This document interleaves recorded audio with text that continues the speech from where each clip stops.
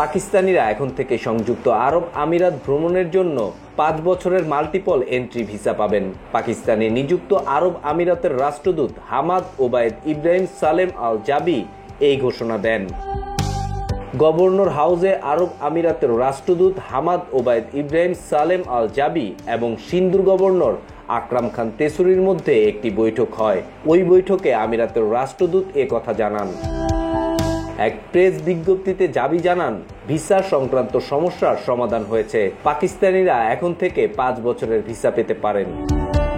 সংযুক্ত আরব আমিরাত কর্তৃপক্ষ সম্প্রতি অপরাধ এবং ভিক্ষাবৃত্তির মতো বেআইনি কার্যকলাপে জড়িত থাকার অভিযোগে সে দেশে ভ্রমণরত পাকিস্তানিদের উপর নজরদারি বাড়িয়েছে। গত বছরের 23 ডিসেম্বর একটি সিনেট প্যানেলকে জানানো হয়, সংযুক্ত আরব আমিরাতে ভ্রমণ করা সকল পাকিস্তানির পুলিশি যাচাই বাছাই প্রয়োজন।